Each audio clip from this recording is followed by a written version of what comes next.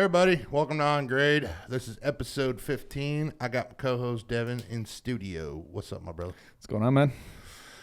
So we had two people booked for this episode, and neither one could make it. So No one likes us anymore. No, we're not cool. Yeah, that's what So it is. we're gonna just do this episode for everybody. We're gonna shoot from the hip, kind of just talk about some things.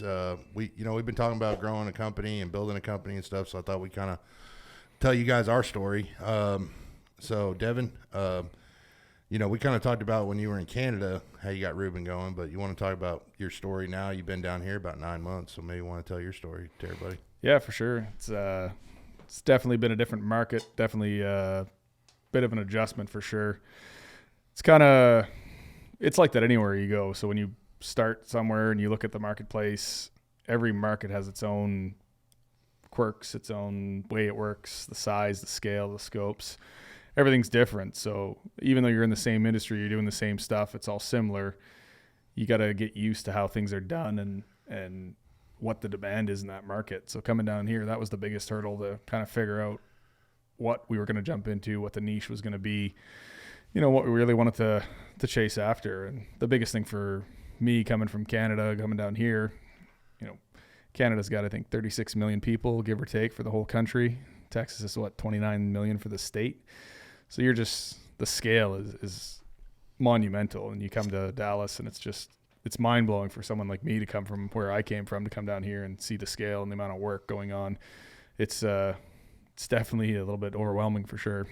But at the end of the day, the principles are all the same. It doesn't matter what market you're in, how big it is, where you're at, how many people are there, how much work's going on. At the end of the day, building a company and building a brand and getting going is the same anywhere you are. You got to figure out what service you're going to provide, find a way to provide value in that space, and then start finding customers. You're basically trying to look at what product it is you want to offer, how you're going to best service it, and then find the customers to do it with. That was the biggest hurdle for us coming down here. And, at the end of the day, it was interesting and very fast.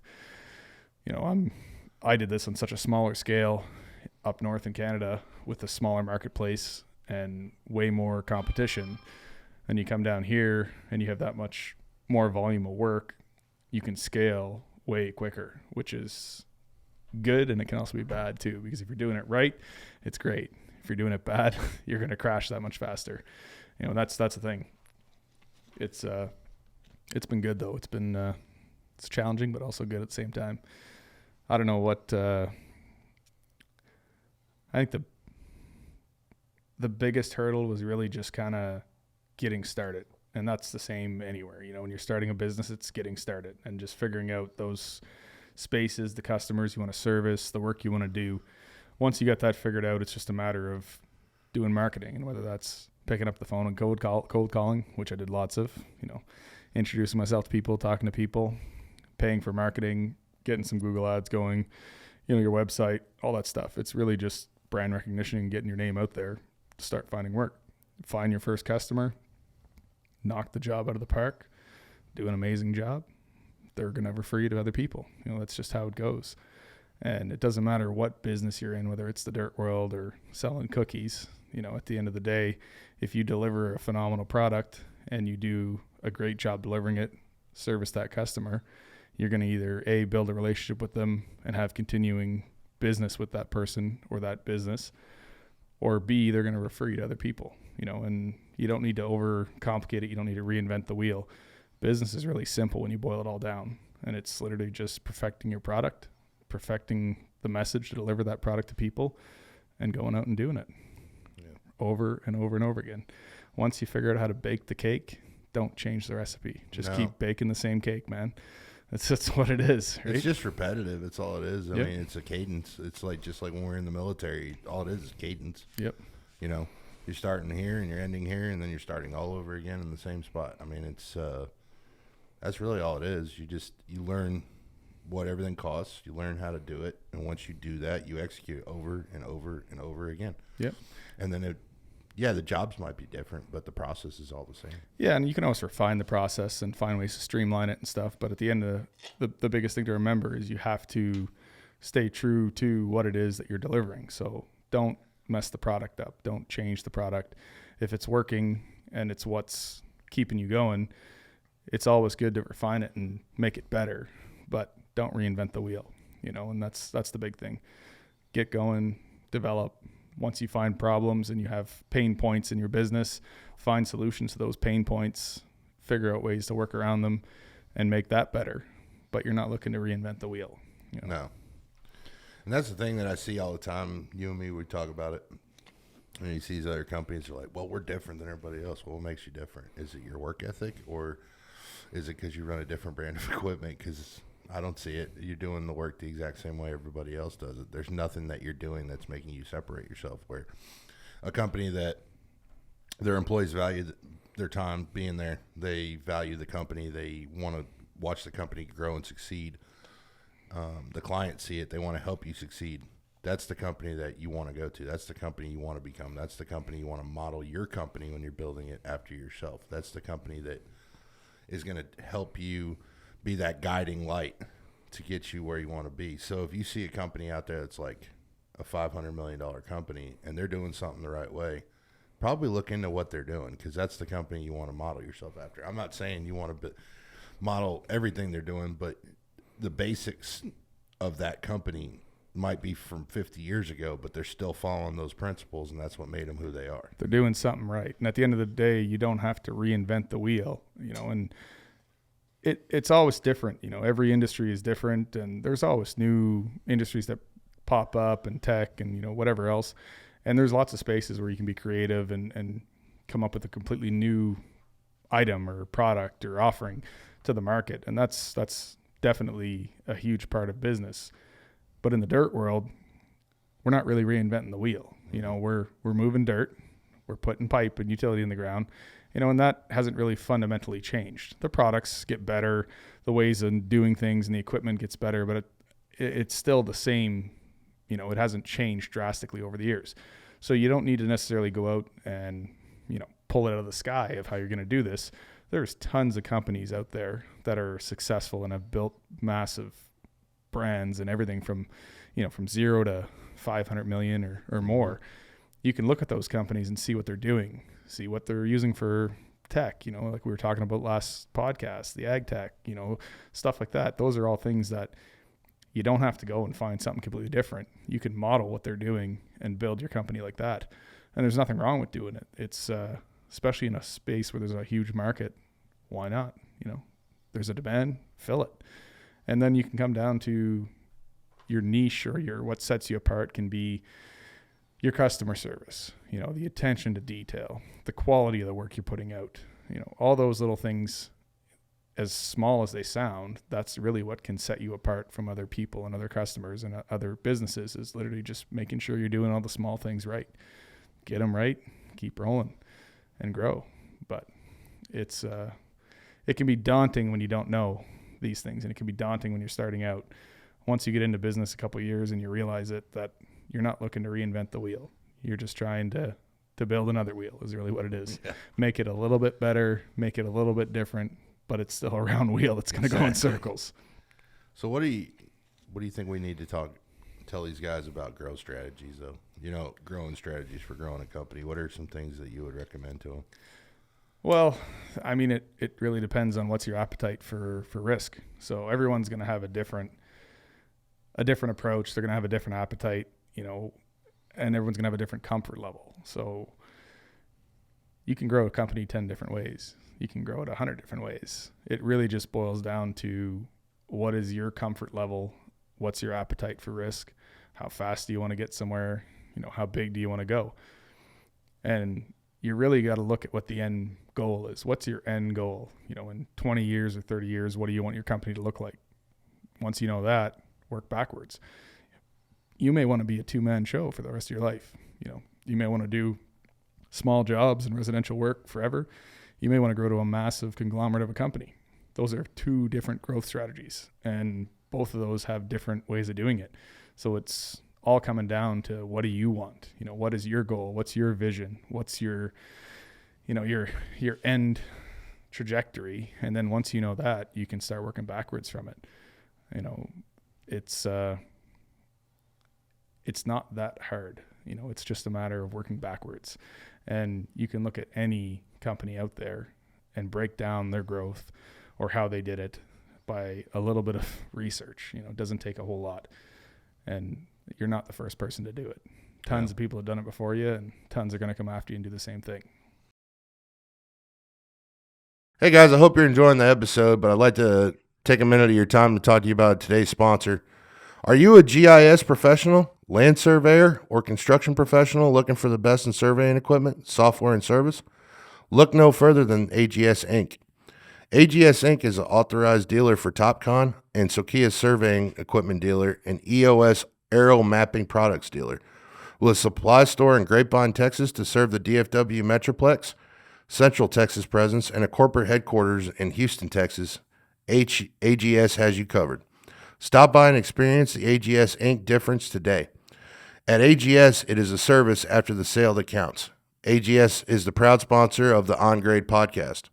On Grade podcast listeners, give these guys a call if you want to talk about bringing precision surveying, layout, drones, GPS, GIS, or 3D scanning spatial technologies to your company. Thank you, and have a great evening. Back to the episode. The other thing, too, is when he's talking about when you're growing, though, is finding the right clients. You got to find the people that want to help you grow. You got to find people that they want to invest into you.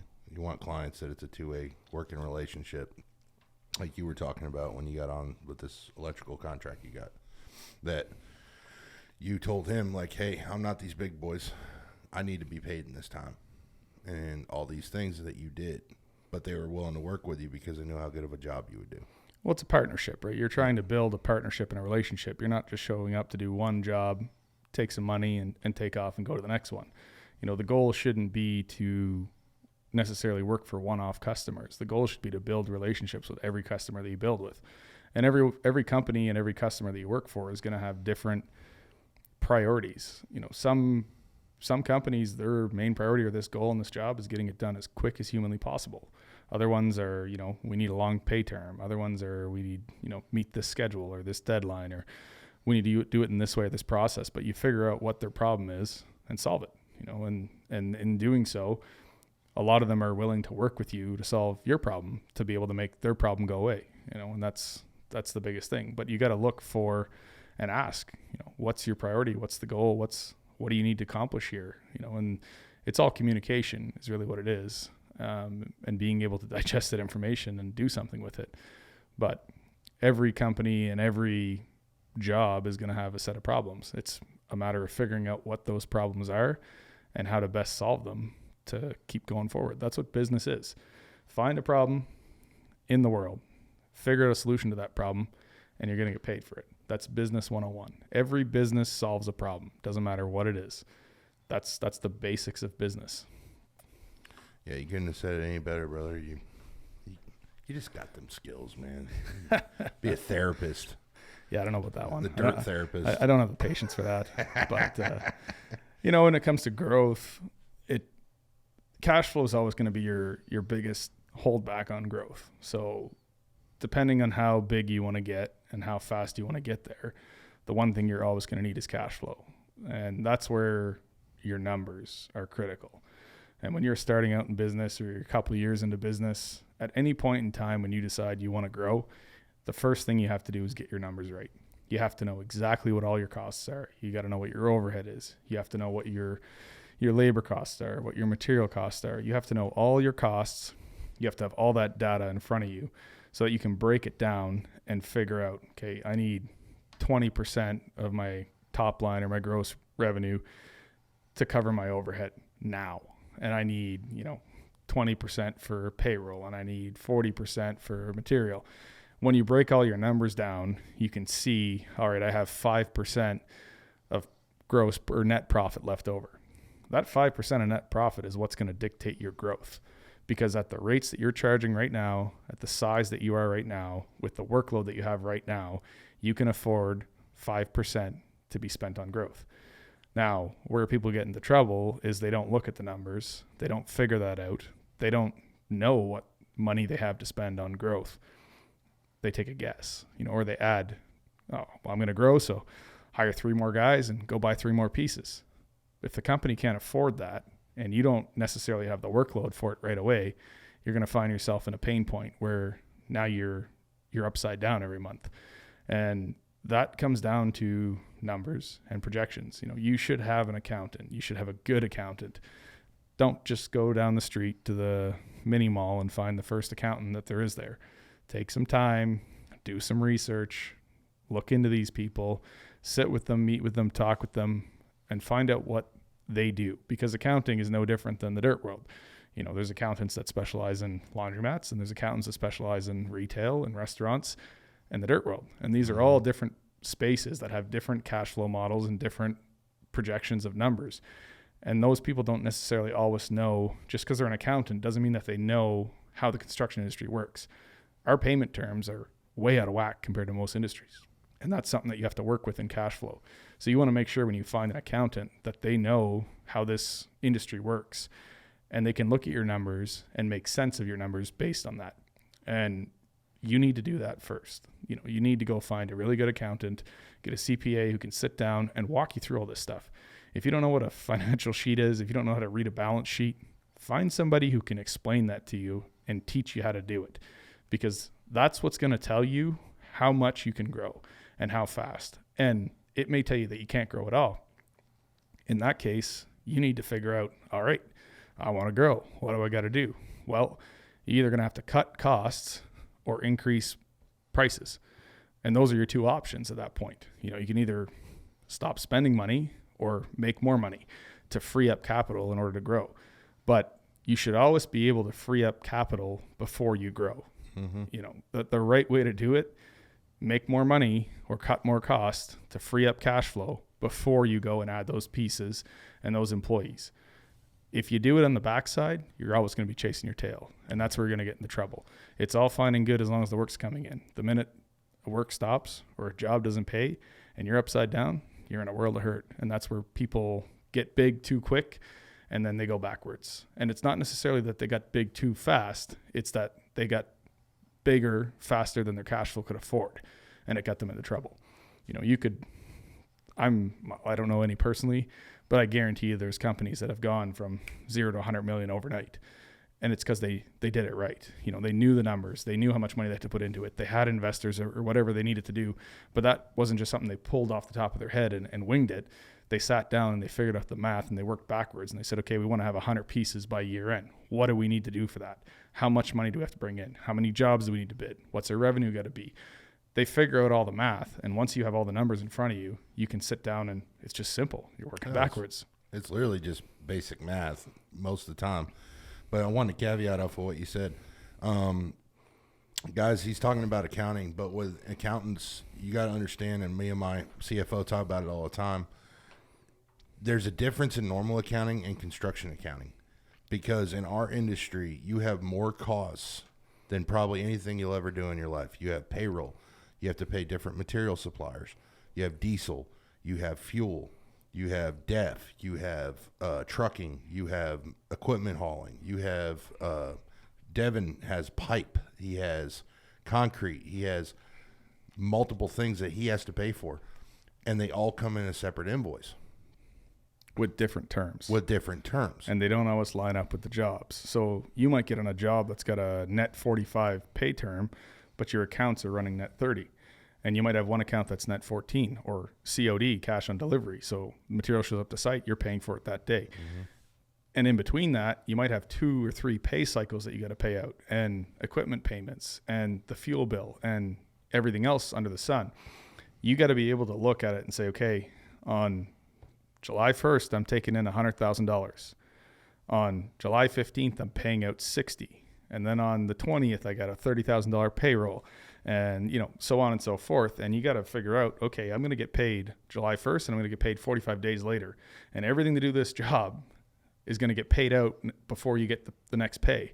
So you got to be able to balance the budget in order to be able to make all those payments in that period, have operating capital to keep rolling, and wait for that next paycheck to come in. And that's where knowing your costs and knowing your numbers and managing your cash flow comes in. Because if you do that wrong, you're out of business in 30 days. Yep. That's the simple math. I mean, you see these massive companies that hundreds of millions of dollar companies, if the work stops, what happens to them? They die. I mean, in a month, they're gone. They're selling off equipment. They're firing guys, laying things off. My phone's been ringing off the hook the last couple of weeks because of everything starting to slow down. I got 6 calls today from one company. Yeah. Guys who worked at one company, 6 different employees called me today and they're not a small outfit. They're a big outfit, but they got to work, slow down, a hiccup. They laid off a bunch of guys. One of them told me they laid off 20 some guys. And I had 6 phone calls today from different employees that all got laid off in this one company. And they're not a small company that just popped up 3 days ago. They've been around for a while. It happens to everyone. And you can't predict the future. You just have to be able to look at your numbers and know where they are and do the best that you can with them. But if you don't even look at the numbers, you're shooting blind. And it's not an industry that you can do that in. So we, over the past year, we've had guys, we got up to about 20 guys in the field, and we've scaled back now to about 15. And it's been natural, guys just leaving, And so we have, when someone's like, hey, man, I got to offer, I'll offer them a counter offer because I want them to stay. It's not that I don't want them to. But sometimes I just can't match it. I mean, it's just insane money that some of these companies are throwing at guys. And so, being a mid-sized company that I am, I'm not being able to pay the top-tier pay like these big boys are paying. So I go, hey, man, good luck, man. If you ever need a place to stay, call us up. We'll bring you back, And, we let about 5 or 6 of our guys did that over the past year and a half. We didn't replace them. The workload was there, but I saw it coming. And you did too. You and me have talked about it several times. I saw it it's busy, but it's just steady. It's not like 21 was when it was just gangbusters, blowing at the seams and everybody's scrambling to get on jobs and all that. Now you're like, the cities are taking a while to get permits approved. These developers are trying to get they're trying to get their financing locked in now before their rates go even higher. It's very interesting, and payment terms have slowed down a bunch. I mean, guys that used to pay me net 30 are paying 45, 50, 60 days right now. And everybody I talked to, they said, I just can't get paid on anything. And you and me have talked about it. It's just, this is the part of the industry. This is where, when you're starting up, you need to think about, because there's always good times in construction, and they last. There's it's like oil, guys. It goes up, it goes down, it goes up, it goes down.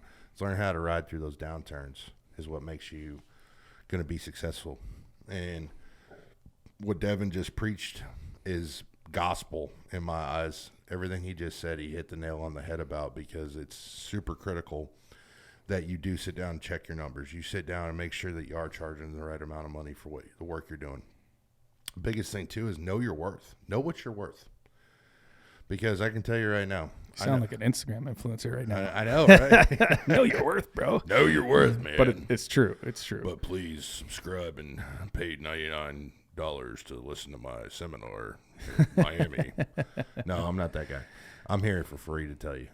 The biggest thing, guys, is know your worth. Know what your company's worth. Know what your guys are worth. Know what your equipment's worth. Know what a job costs.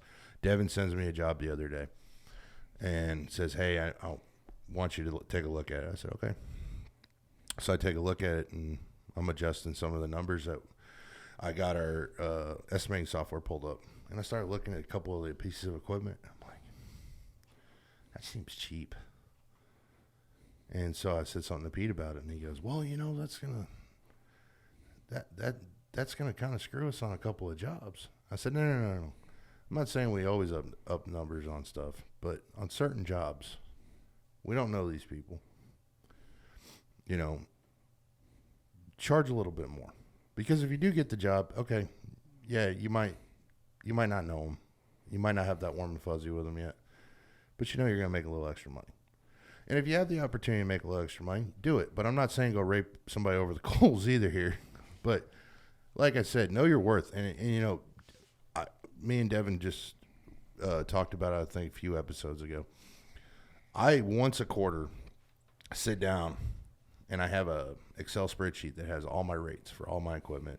And I sit down once a quarter, unless diesel's just going all over the place, which here lately has kind of settled down finally. But last year, oh my God, I was on that thing every other week, dude. Just, oh, it's 450. Oh, it's 5. Oh no, now it's 4. Now it's 5. And you were so worried because you couldn't even honor a bid more than 10 days. And they'd call you and they're like, hey man, I've read on your proposal, it says 10 days. I'm like, well, if we sign the contract today, I can do it for this. But I can't guarantee that price. So if it goes up $2 more, I'm going to have to ask for a change order for fuel escalation. That's what it is. But can't control that. Yeah, cost. I mean, it is what it is. So you got to add 2 hours to your $2 and a gallon. So you figure 10 gallons an hour. That's $20 an hour. You got to raise your hourly rate just right off the bat. Yeah, without markup. Yeah, that's the shitty thing about those material escalations last year was, yeah, you could mark it up, but everybody else was making the money, but not the contractor. Yeah, they were like, no, we're not paying you to get an overhead on that. Well, okay, so you're going to give me $20 extra, and it's just so I can pay my bill. Okay. But again, I get why they did it, but it's the same concept of, they were probably turning around and telling them, hey, we need an escalation for this, and they were probably tacking their markup on it. Oh, for sure. They're making the spread. Yeah, the house always wins. So, I mean, and you got to think the GC, the developer, they're the house guys. So that's how you got to look at it. They're in bed with each other. I don't care what people say. Yes, do they technically not work for each other? They work for each other. Yes. But if they go to the golf course together, they do. They go wine and dine. It's business. It's how it's business. And and there's nothing wrong with it. And I don't have a problem with it. And I have some clients that I go fishing with them. I go shoot guns with them. There's things I do with them. But I've also been working for them for 4 or 5 years. It's not, oh, hey, this is my second job with you. I'm going to try to impress you. And we go to the golf course. I'm not a golfer anyway, so I've got one guy that works for me. Really? I could have swore you were. Yeah, I look like it, don't I? You look like a golfer. Yeah, you don't look like one either. No. I can make divots. Yeah, lots of good divots. You and me are more of the pinging AR-500 steel kind of guys. But it was funny. I went to pick up a check the other day, and they were talking about, man, you missed out on that PGA thing. I said, man, that's cool. I'm glad you had enough time to do that because I got 10 jobs going right now, and I got bigger fish to fry than worried about golfing. They're like, yeah, but you do your podcast. I'm like, I do it at 7 o'clock at night on the weekend. It's not during the week, man. And it's what you and me, this is our other thing that we do. This is what we love to do, and we love to talk and help these guys. But I want to watch. I would love to see, and this is me talking to the audience, I would love to have you guys comment as much as you can on Spotify, Apple Podcasts, and YouTube. And just, I've been putting the questions up. I'm sure you've been noticing too. But, I mean, we've been getting pretty good feedback. But a lot of guys, the biggest thing they want to know is they're just like, how do you build a company? And I thought we kind of hit the nail on the head with that episode. So I'm like, well, I guess maybe we're not. I think what it is everybody's looking for the shortcut, the easy way. What's the magic formula to build a company? Right. And the simple answer is it's not hard. You're overthinking it. You're thinking it's way more complicated than it is. You want to start a company? Start. That's it. And all the things that we're talking about here are lessons that we've learned along the way, and you can implement them, and you can, study it until the end of time and try to do it right. But there's never going to be a perfect time to start. You're never going to get it perfect. You're never going to knock a home run on every decision. You're going to screw up. You're going to make mistakes. You're going to learn lessons. That's what everyone does in business. That's just what it is. The second or third or fourth time, if you start multiple businesses over the course of your lifetime, you'll probably get it better and better each time. But you got to remember, it's like the first time you rode a bicycle, you probably fell over and skinned your knees because you never knew how to ride a bicycle before. You stop riding a bike for 10 years and you get on it, you might be a little rusty, but you're probably not going to fall over and skin your knees. And business is the same thing. If you're thinking about wanting to start a company and you're like a one-man show and you just want to get into it, go out, learn to sell. So you need to be able to have a customer before you have a business. If you don't have a customer, you don't have a business. You have to have somebody who's willing to pay you money to provide a service or a product. Go out, start marketing. Find a customer, knock on doors, talk to people, whatever it takes to find that first customer. Go out and rent a piece of equipment, do the job, charge some money, do some digging online, see what rates are going for. Hell, call a couple companies and see what they charge to do stuff. Give them a price and go out and do it. When you're starting out in business and you don't know anything, if you're going to start out small, just go out and get to work, man. Like, go out and start working, and you'll figure it out as you go. You'll get a few bumps and bruises along the way, and you'll make adjustments, and you'll figure it out. That's the thing. Starting a business isn't like, all right, step one. Well, I mean, it is, but it doesn't necessarily have to be, right? If you're one of those people that's just going to paralyze yourself with overthinking it, you need to just say the hell with it and go out and start. And you're going to learn everything as you go. And tons of people have done this. I did it that way. You did it that way. Everyone did it that way. I got pissed off at a job site one day and was like, fuck it, I'll do it myself, because these idiots don't know how to do it. Yeah. And I mean, the caveat is like, just go out and start. And as you're working, keep learning, listen to podcasts and talk to other business owners and do research online, and take the information that we're giving you and apply it. But if you just sit down on the couch and do research for 20 years, but you never start, you're never going to have a business. You're never going to go out and do it. And a lot of people are going to get paralyzed by fear of, all the stuff we're talking about, all these hard lessons that we've learned along the way. We're still here. We're still in business. We're still going. We still get up every day. We put our boots on. We go to work. We make money, and we make it happen. And that's what being an entrepreneur is being able to take a few bumps and bruises and learn from your lessons and keep moving forward. And you can have the perfect plan, and you can execute it perfectly. Sooner or later, you're going to get punched in the mouth, and then you're going to have to figure some stuff out. You can literally just go out tomorrow and start with knowing nothing, but having the desire to learn and figure out the lessons as you go, and you'll make it work. There's multiple ways to do it. And if you're the person that's not paralyzed by fear and you can do some research and take some time to figure all this out, 100%. Do it that way. Do it the smart way. Don't do like I did and dive in. But there's also a lot of people that are just going to research it to death and never do anything. And to those people, I'm just telling you, just go out and start. Figure it out as you go and start, because otherwise you'll never do it. It's standing on a cliff and, okay, I'm going to jump in 3, 2, 1. Wow, another 10 seconds, It's that paralysis, paralysis by analysis, man. Don't let that stop you from doing it, It's like staring into the abyss and chewing glass is the best equivalent I could have ever heard. Elon Musk said that once.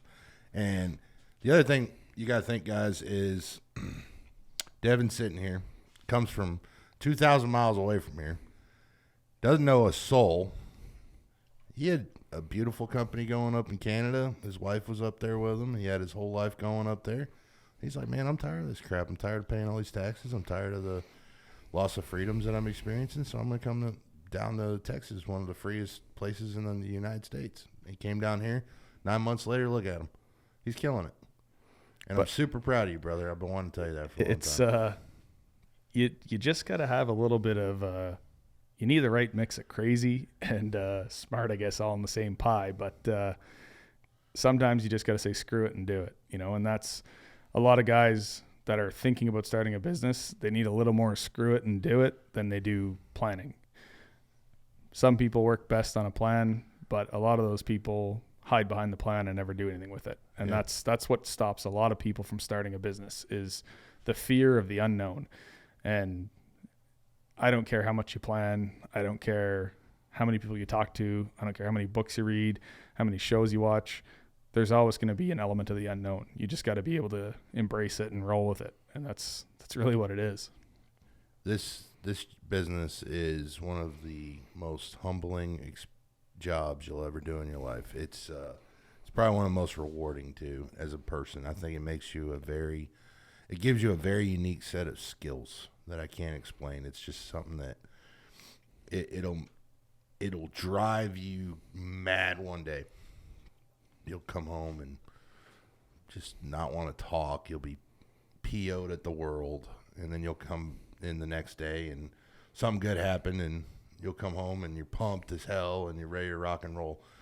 And It's a roller coaster. I'm going to tell you right now, guys, there's a quote I saw a couple months ago about business, and it's so true, and it was a good friend of mine that also does what we do. And he said, business will beat you down to your knees, and it will suck the life out of you sometimes, but just don't ever, ever give up, because in the end, it will be worth it. And it's so true. You know, Henry Ford, a lot of people don't know this about Henry Ford. The guy that started Ford Motor Company. He failed 5 times. Yeah, most business owners do. Yeah. Bill Gates. He wasn't an instant startup. His first company failed. Steve Jobs. He got fired from his own company. Came back, bought it for pennies on the dollar, and made it into the superpower it is again now. He made it a superpower twice. So, if anything, guys, don't let something like he's talking about. Don't let you got to. I'm gonna steal your line for a second.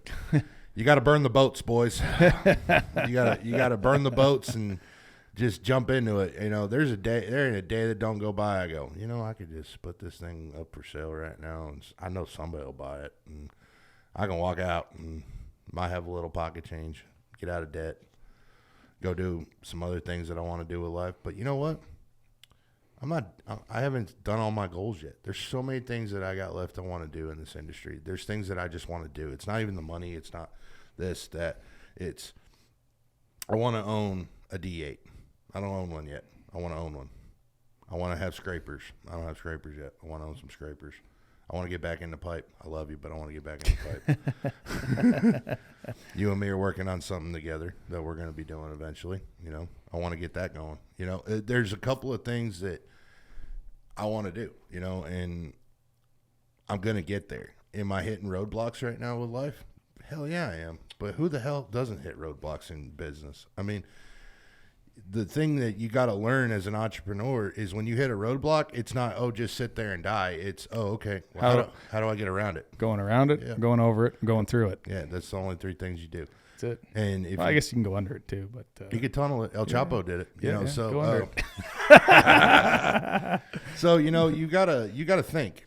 Okay, this first roadblock you're gonna have when you start a company. I'm gonna tell you right now, the first roadblock you're gonna have. You're gonna be like, man, I need to buy some equipment. No, you don't. No, you don't. Get the first job. Figure out what you need for that first job. And I promise you're probably not going to get the right thing you need the first time. It's not going to happen. I got 11 pieces of equipment on rent right now. Don't matter. You're making money on all of them. Yeah. As long as you're making money on that machine. And guys, if this is your first time listening to the episode, go back 4 or 5 episodes, I think, and we explain all this about machines. So just go back. I'm not going to beat a dead horse for the listeners that have been listening for a while. But go back and listen to that episode. You'll understand what we're trying to say right now. Knowing your costs is a huge deal. Knowing that is a huge deal. Being a people person is a huge deal. But don't be a used car salesman. Don't smack the hood. Overpromise something that you can't do. If you don't know how to do the work, man, that's when you pick up the phone and call your boy. You're like, hey, dude, can I sub this work to you?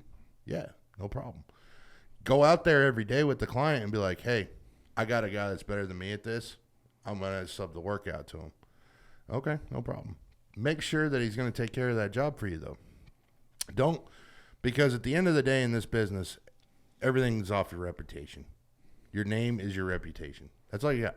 All you got is in this business is your name. If your name, there's some companies in this town that you and me know, if their name's mentioned, we both start laughing because they're just those companies. Now, is it their fault? Is it decisions that they made in the past? Yeah.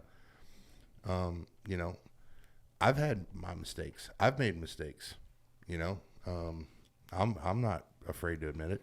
I'm paying for my mistakes still right now. But I learned them, and I'm not making them now, and it's a humbling experience. But you can't let the past or past mistakes you made hold you back. You got to be like a duck, man. You just got to let it run off of you, because if you don't, it'll eat you up. Well, and it comes back to hitting a roadblock and not freezing. There is no problem that you can't find a solution to, and it doesn't matter what it is or where it's at. There's always a solution to a problem, and if you're willing to put the time and effort and creativity and think outside the box, you're going to find a way around it. You're going to find a workaround. You're going to find something to do. You can pick up the phone, call people, look it up, or just get creative, think outside the box. There's a ton of different ways that you can do anything. And I think business is really more so getting comfortable with solving problems. And the problems always seem insurmountable at the time. And then you find a solution.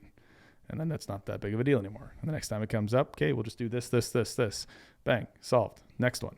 That's just what it is. You get really good at problem solving and getting creative. And when you're starting out and you're lean and you're mean and you don't have a whole lot of money and cash and capital behind you, you get real good at being real creative and finding solutions to problems. And that's the value of business. And that's the value of starting out small and having to make it work, is you get really good at solving problems, and that is what helps you later on in life. I feel like, you go to university to get a degree to become a doctor or a lawyer, you have those years of schooling.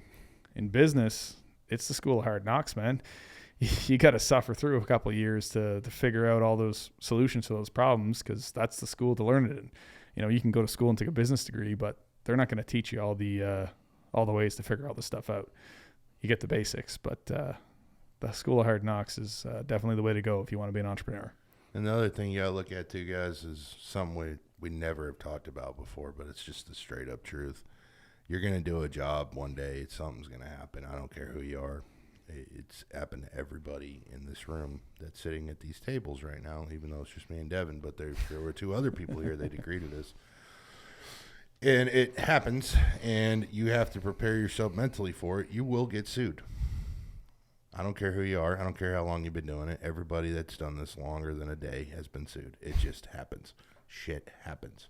You're going to hit a water line. The city's going to sue you. The contractor that you're working for goes out of business, and you can't pay your suppliers. So your suppliers sue you, because even though it's not your fault that you couldn't pay them, and you do everything you can to get them paid, but, if you can't pay all of it, they're still coming after you. Unfortunately, that's just how it is. So just know that, I don't mean to say this, and I'm not saying it to sound like a jerk, but shit happens. Just keep your head up. Keep rolling with the punches. Drive on. I promise you're going to get another job. I promise you. That shit don't follow you around. I know everybody's like, oh, they got sued. Dude, there ain't a contractor in Texas that probably ain't been sued, dude. I don't care who you are, man. I'm sorry, but, it's unfortunate that we have to mention that to you, but it is something that you have to think about. So just be mentally prepared for things like that. That's one of the little things that you do. It's not the end of the world. It's just another problem to deal with. Don't forget that you got to pay payroll taxes. Because if the IRS shows up at your office, you're not going to be in business very long. So make sure you pay your taxes, guys. Make sure you're paying your federal taxes and your state taxes. Because if you don't, it's not gonna go well. And anyone else thinking about coming from Canada down to the U.S., they've got like the most messed up tax system down here. Like there's 4 or 5 different taxes you pay here that I didn't know anything about. So we started out and I got a couple letters in the mail. You got to pay tax on this. What the heck is this? You got to pay your payroll tax. Call the accountant and I'm like, hey, what's going on with this? Is this like this legit or spam? Oh yeah, you got to pay this tax and this tax and this. Well, you want to sort this out for me? Hey, you wonder how we pay for these aircraft carriers, right? It's funny. We were talking about business and stuff, but it's so true with the taxes we have are just ridiculous. Because, I love it when people tell me this all the time, and it happens all the time. They're like, hey, by the way, this is a tax-exempt job. And it's like, I'm on one right now. I'm like, okay. They're like, yeah, so there's no sales tax. And you're like, okay, I don't charge sales tax. Oh, yes, you do. No, in dirt work, you don't. It's dirt. There's no sales tax for dirt. It comes out of the ground. It's natural. So it doesn't have sales tax. It's like farming. You don't charge sales tax for corn you harvested. It doesn't happen. So, like, I love it when they're like, oh, you don't have sales tax in the job? I'm like, it's red diesel. There's no sales tax on red diesel. That's why it's cheaper. Like, you try to explain that to them, and they're like, there's got to be some kind. I'm like, if I buy flex space, there is, because that's man-made shit. Yeah, I got to pay sales tax on that, but, that's not a big deal. It's okay. But I had one time try and tell me to take payroll tax out. I was like, are you going to pay the IRS for me? No. I'm like, yeah, well, I'm keeping it in there because I'm not going to prison. So you can, yeah. I mean, guys, I know we're talking Swahili probably if you're just starting up, but these are the things you got to remember. If you guys have any W-2 employees, you will pay payroll tax on them every quarter. If you process payroll, you have to pay payroll tax. So if you hire, a company to do your payroll for you and they pull the money out of your account, you're going to be in for a rude awakening the first time because you're going to be like, oh, payroll was only $4,000 this week. No, it's going to be about $6,000 after all the taxes that come out. And you're going to be like, well, my guys pay payroll tax. Yeah, and you pay the other half of it. And so it's just remember that, guys, that you're paying to exist as a company. You're also going to pay a corporate tax every year. And that's why you have to have a really good CPA at the end of the year. Because property tax. You can write off so much stuff in our business, dude. You can write off your truck. You can write off your write off your equipment. You can write off the fuel you've put in them. If you bought a freaking screwdriver to work on something with it and it was for work, you can write that off. So at the end of the day, yeah, I'm not saying don't pay your taxes, but just know that you need to sit down and get with a good CPA. That should be the first thing you do right after you form your business. I don't know, whatever state you're living in. Even before you form it, because there's different business structures too, and a CPA is going to be able to tell you based on what it is you want to do, how to best form the structure of the corporation or the companies in order to mitigate your tax liability.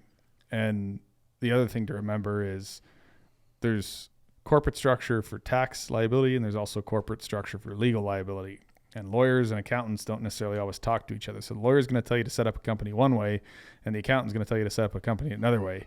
One's going to be better for taxes, and one's going to be better if you get sued. So at the end, you got to kind of go back and forth between both and try to find one that's really good at both of them. It was kind of like the last election. It was the lesser of two evils, so you just picked one. So I went the corp route. I don't know. What'd you go? I'm incorporated. Yeah.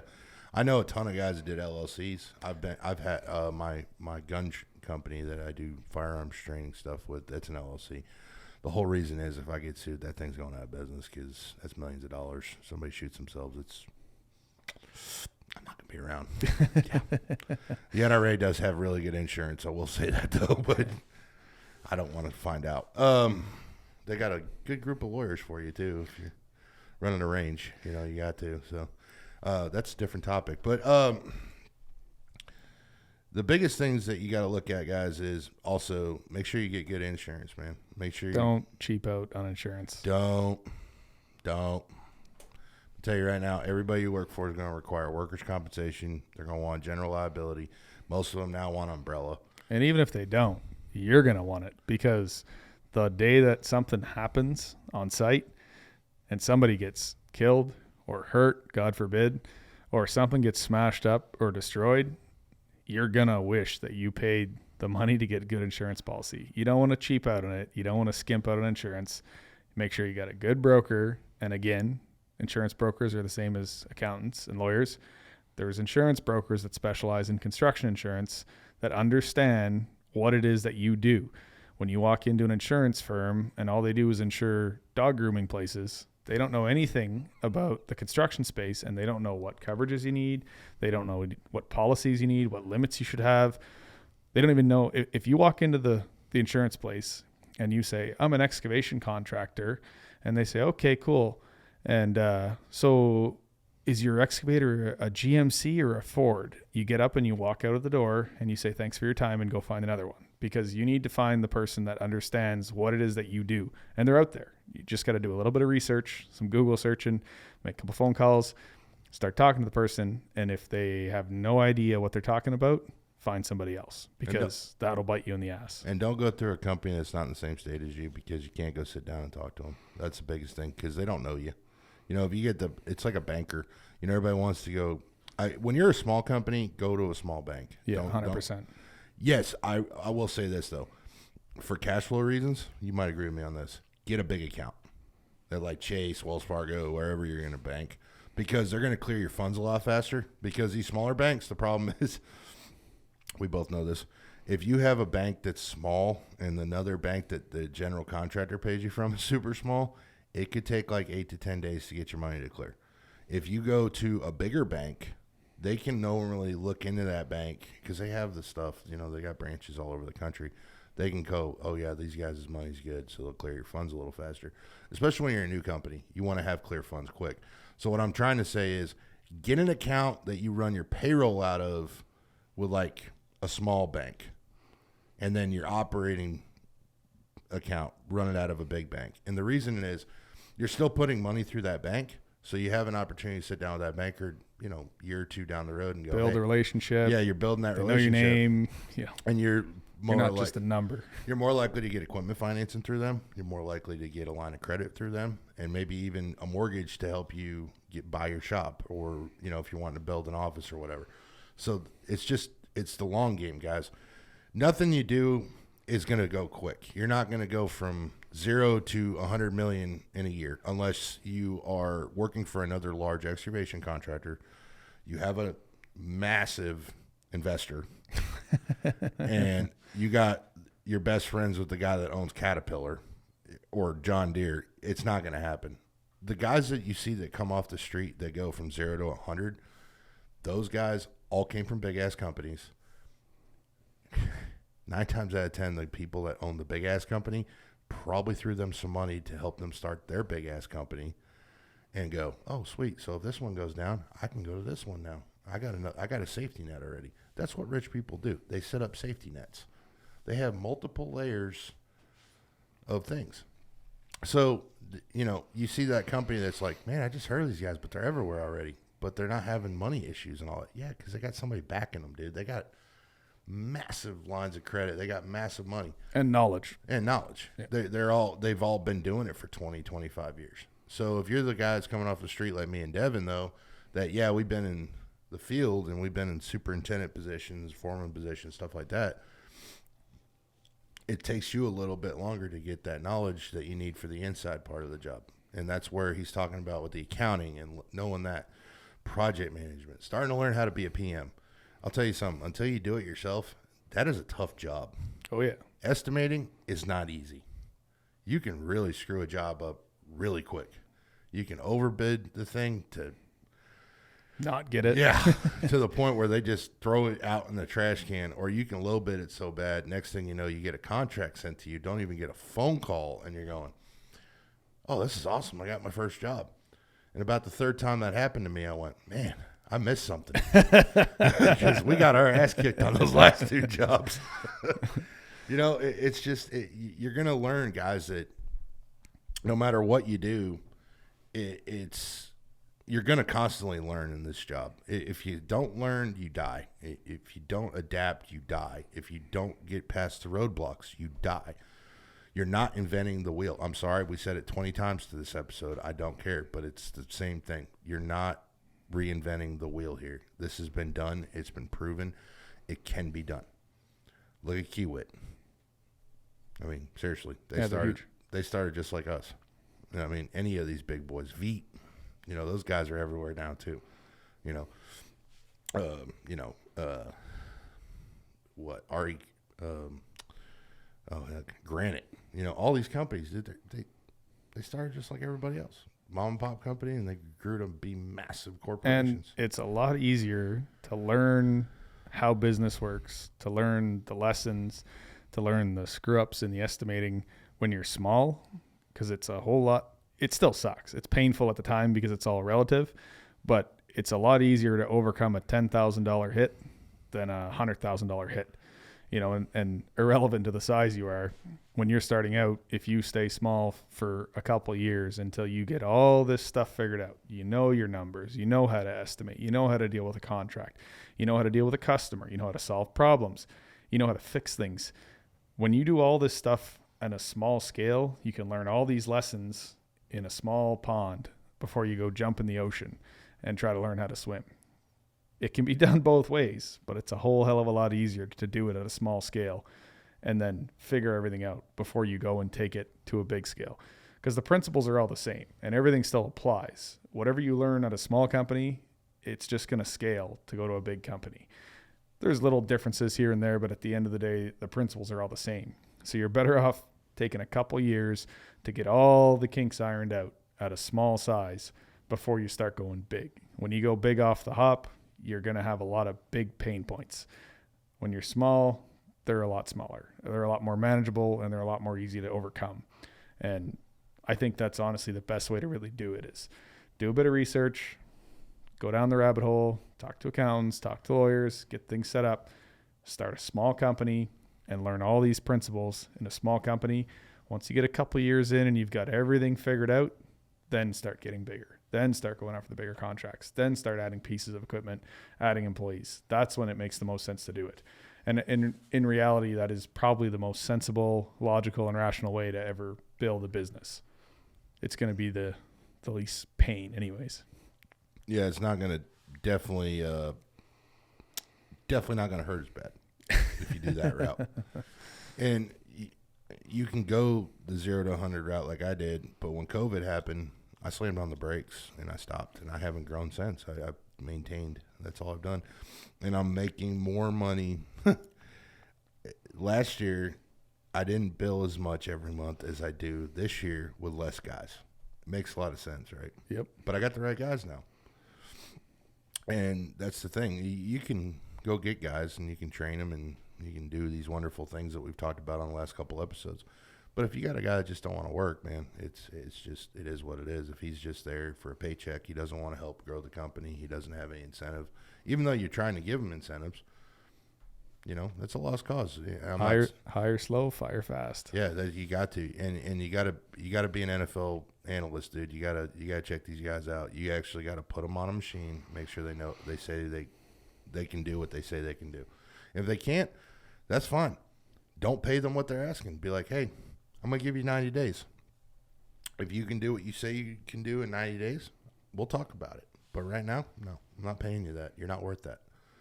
Because I've had guys come out, I'm sure you have, some of my best hands, and they walk in front of them, and they're like, well, I want this. And my guys just look at them, and they're like, and as soon as they leave, they go, if you'd have gave that guy that money, I would have quit. I was like, I'm not going to, because he's not worth that. So, like I tell you guys, know what you're worth, guys, and really, really be, if you can do it in the small game, man, for a while, and really get that cash flow built up and that massive amount of money built up, and you've got a lot of operating capital, that's when you can go out and really get deals on equipment. You can buy some good gear. You can run new gear, and you might be able to walk in there and pay for a machine. And you don't have a payment. And then you can get a deal with maintenance and all that stuff, and you might be able to just grow your fleet, and you don't have any payments. Then you got leverage on everybody. Because then your overhead's low. Your cash flow works a whole lot better. And you can really go in there and do jobs, and you might be able to cut a guy 12% on a job, and you can win any job you want. If you really want that job, you can be like, well, shit, I'm still going to make 40% on this job. Whereas everybody else is like, oh, shit, if I go any lower, I'm going to barely get 8 on this job, Yeah, and I mean, there's caveats to that too. And if you buy the piece of equipment, you buy it outright cash, and you go and you underbid the job, you can only do that so long because eventually you're going to have to replace that piece of equipment. But what Brandon's talking about is it gives you the ability to break into the marketplace and build a reputation with GCs that you wouldn't necessarily be able to get in the door. You can be the low bid. Everyone's going to hate you, but you can be the low bid. You can get in there, you can get that job, get that experience, build that relationship, and then make sure you increase your rates back to where they need to be. But it gives you options. And at the same time, let's say you take a job on and you get slow paid. Well, if you don't have a massive amount of overhead, it's going to make it a whole lot easier to make it through and keep going. Because if you're stretched to the max and you get slow paid and you got nowhere to get cash from, you're screwed. So that's where starting small, building up cash, having a bank account set up that you can tap into, and doing, like you said, going out and buying equipment or putting a massive down payment on something to keep your payments low. Those are all things that are going to help you along the way. But that's all going to come from starting small, learning the lessons, figuring out how to run a business, figuring out your cash flows, figuring out your margins, getting your numbers right, and doing it all in the small size, and then adding incrementally to that and growing. And we're not talking from experience because we've done it the other way. Mm-hmm. We're talking from experience because some days we wish we had done it that way. Yeah. Because we talk on the phone sometimes and we both go, man, Yeah, I should have stayed a crane operator, or I should have stayed in the oil field. I've said that a few times. And to be clear, I don't regret it. And don't either. if I had the opportunity to do it over again, I'd do it over again 100 times over. You know, it's one of the best, most rewarding feelings in the world. There's a lot of shitty days, but there's a lot of really good days too. And I don't have any regrets in doing it. And honestly, anybody who I know that went out and started a business, very, very few of them ever regret starting a business. No regrets. No regrets. So it's been about an hour, bro. All right. I'm thinking we talk a little bit more and we'll call it a night. So what are some things you think that we should finish up with all the listeners about? A couple of things. Well, I don't know. Like we touched on a lot of stuff, you know, and I guess one thing we don't really talk about in business, because it doesn't really get thought of as part of business is, you know, you as a person. You know, we talk about cash flows and running a good business and all the stuff that goes along with it. The one thing we don't talk about a whole lot and even doesn't really get talked about in business much is yourself. You know, your business is only as good as your weakest link. And if you're running a business to try and do 100 things a day, but you're not taking care of your health and you're not reading books and you're not learning, these are all things that are going to end up biting you in the ass in the long run too. You know, running a business is taxing and you have to be able to take some time for yourself, you know, to work on yourself too. Because if you're the owner of the business and you never take time to learn and grow as a person, it's going to be hard to learn and grow that company.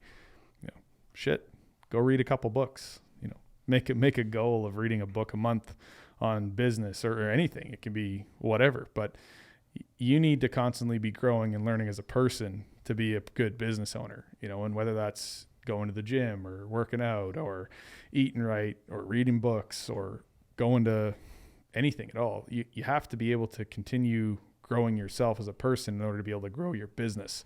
You know, that's one of those things that no one really ever talks about in business a whole lot. And it's easy to kick to the curb. I had a lot of really good habits when I started a business. I'd go to the gym every day. I'd read all the time. You know, then you get busy and that stuff becomes less and less important. But in reality, it's just as important now as it was then. And as a business owner, we should be making time to do those things. Again, I'm preaching more so than I'm talking from experience, because I know I let a lot of stuff go for a long time when I got started. And I realized a couple of years in that I got to make time for those things because it helps me run the business better when I'm doing those things. And that's stuff that you can start doing now. You know, if you're not in business and you're working for somebody else, shit, man, read a book, get a book, read a book, do a book a month and just make it a thing. Start going to the gym, start eating right. You know, you have more time now than you're ever going to have when you run a business. Do those things now and make those things habits, and don't stop them. Keep going with them when you get into it, because those are all things that are going to make you that much better as a business owner and an operator going forward. And if you have a hobby, man, don't kill your hobbies. That's something I was going to say. Yeah. We're both avid motorcycle riders. We both ride. We're both gun guys. I mean, that's our two things I know you and me definitely have in common. And you know, I don't let that. I haven't let that die. And that's the one thing I have outside of work is I get to jump on my bike and I ride, and it's a good way. It's my therapy because I can clear my mind. I can let things go that have been on my mind all day, and I usually sleep pretty well because I went out and rode and I got my mind off of it. I'm not advocating anybody that don't like motorcycle riders, whatever. Go play around the golf. You know, whatever you're doing. Whatever. I'm just saying, whatever your hobby is, do you, man, and don't stop being yourself because of what you're doing. Don't think that you got to wear the suit and the $5,000 watch and drive a Lambo and all. No, just be you, man. Just stay humble. Just be the guy you are now, or woman if you're listening. And just don't forget where you came from. I think that's the other problem a lot of people have. They get growing and they're starting to make money, and you kind of get consumed. It's easy to get consumed by the business, and it becomes your whole life. And you forget sometimes why it is that you got into business in the first place. You know, you can grow a massive business, but if you let everything else go, what's the point? Yeah. And the other thing too, that happens, a lot of people have like these, you know, they'll have these get-togethers, these GCs, they'll have the the things where they're breaking bread and stuff. I used to go to them, and now I go, I'm gonna let my work speak. I'm not a salesman. I'm not gonna come up there and grease your palms and tell you things you want to hear, because that's not who I am, I guess. And I'm the worst guy to tell you that, but Devon's kind of, me and Devon are about the same page about this. I'd rather my guys and my work speak for itself than me go out there and, slap, like we just talked about, the used car salesman slap the top of the car and, man, this thing's a banger. No, I'd rather go out there and show you what I can do.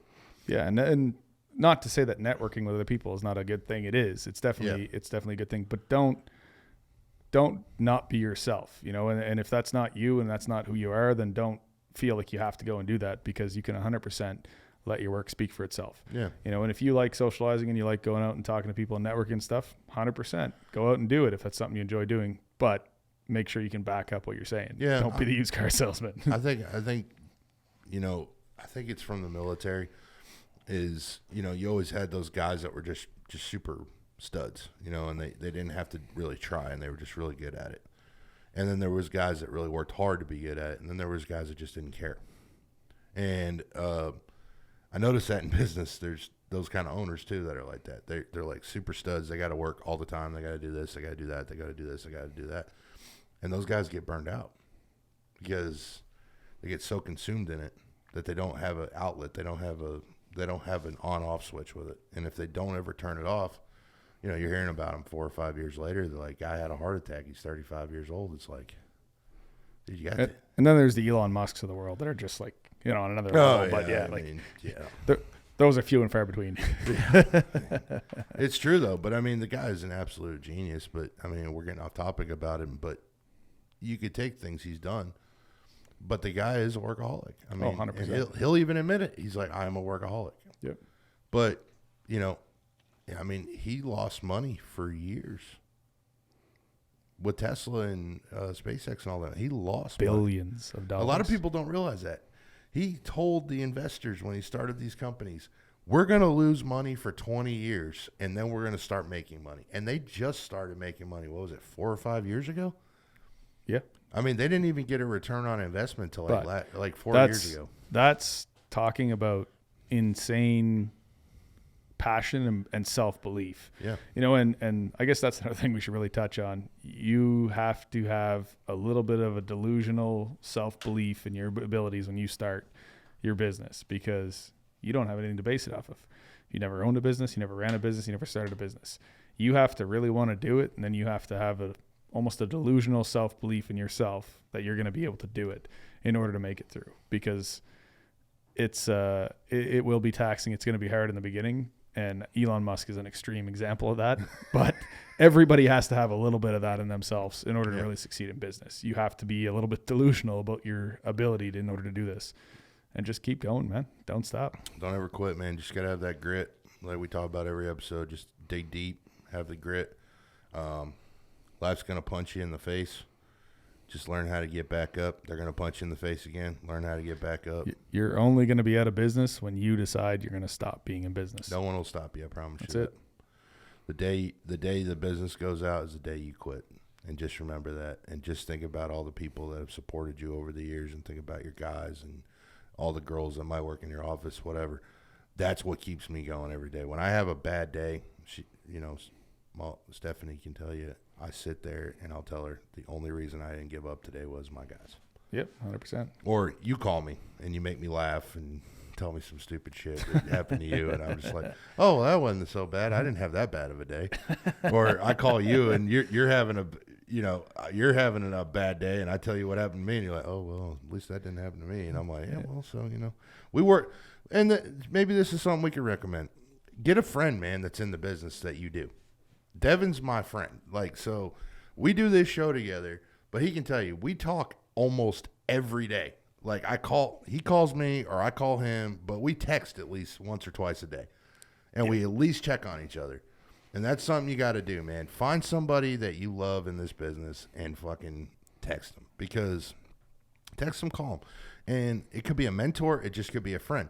But that little thing right there, somebody else is in the room that knows what you're going through. Just think of it that way. Somebody is out there, knows exactly what you're dealing with, and they go, "You'll be all right, bro. You'll get through this. You've done it." Yeah, just a little bit of moral support. That's all. Because not everybody's been there, and so it's nice to know that there is somebody else out there. Just remember that, guys. You know, it's your mental health is just as important as anything else, and that's the thing you were just talking about with physical activity and stuff. But the other thing is mental. You got to maintain your mental health.